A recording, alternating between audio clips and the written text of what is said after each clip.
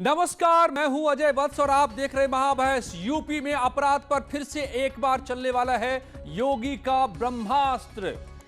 जहां अपराध सबसे बड़ा कारोबार बन चुका हो, अपराधियों माफिया की जहां पर सरकार के समानांतर सत्ता हो, उस उत्तर प्रदेश से अपराध के सफाए का बीड़ा उठाया है योगी आदित्यनाथ ने। तो जाहिर है ये रण बड़ा ही भीषण है, लड़ाई दोहरी है। अपराध से लड़ने से पहले सिस्टम के भीतर भी लड़ना पड़ रहा है और इसी लड़ाई में जीत है ये सिस्टम कमिश्नरेट। सवाल ये है कि क्या अब यूपी से होगा अपराध का संपूर्ण सफाया? आज महाबहस इसी पर।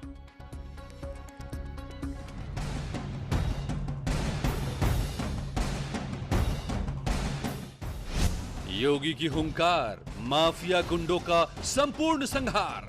आप देखना कि 35 दिन के बाद उल्टी गिनती प्रारंभ हो जाएगी टीएमसी के गुंडों की, क्योंकि तब बंगाल के अंदर तब टीएमसी की सरकार नहीं, भारतीय जनता पार्टी की सरकार होगी और इन शरीफ गुंडों को ढूंढ करके कानून के शिकंजे में डालने का कार्य किया जाएगा।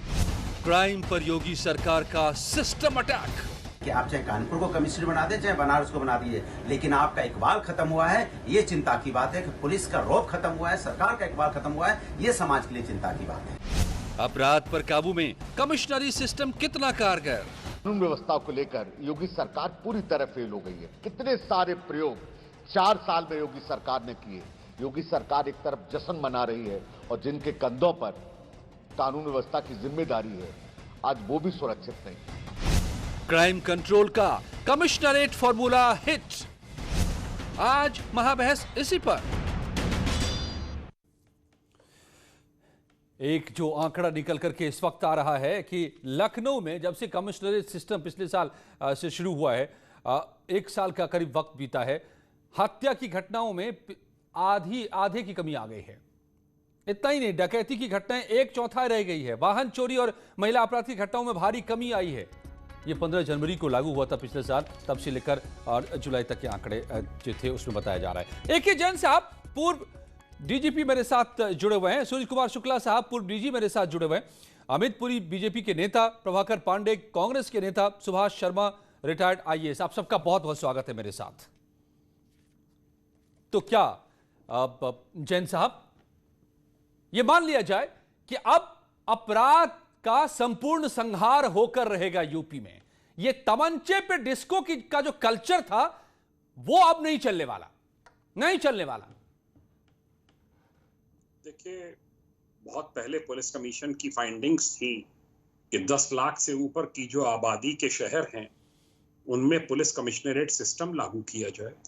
साउथ की स्टेट्स में बड़ा सक्सेसफुली ये रन कर रहा था और आपने स्वयं देखा है और पब्लिक का भी फीडबैक है कि नोएडा में और लखनऊ में कानून व्यवस्था में व्यापक सुधार हुआ है। और वाराणसी, कानपुर, ये 2 और बहुत बड़े महानगर हैं, बड़ी आबादी के क्षेत्र हैं। वाराणसी ईस्ट यूपी का सबसे इंपॉर्टेंट सेंटर है, माननीय प्रधानमंत्री जी की कॉन्स्टिट्यूंसी है जी। और मैं समझता हूं कि इससे बहुत सुधार कानून व्यवस्था की स्थिति में, कम्युनल टेंशंस जो होती थी, लॉ एंड ऑर्डर की सिचुएशन में बिल्कुल क्लियर कमांड है, चेन ऑफ कमांड बिल्कुल है। कोई इधर उधर नहीं है कि मजिस्ट्रेट को आना है, किसी और को आना है। जो प्रिवेंटिव एक्शंस हैं हमारे 133, 145, गुंडा एक्ट, 109, 110, इसमें पुलिस को ही कार्रवाई करनी है। तो ये अब किसी के पास इसका कोई बचाव नहीं है कि साहब ये मजिस्ट्रेट के पास पेंडिंग रह गया था इसलिए उस पर एक्शन नहीं हुआ। इसमें जवाबदेही सीधी पुलिस अधिकारियों की है और बड़ा व्यापक सुधार इससे हुआ है। तो अब व्यापक सुधार हुआ है, बड़ा फायदा हुआ है आप जो बता रहे हैं, और इसकी और ज्यादा जरूरत है। सुभाष शर्मा साहब रिटायर्ड आईएएस ऑफिसर भी मेरे साथ हैं। सुभाष जी, ये अच्छा कदम है।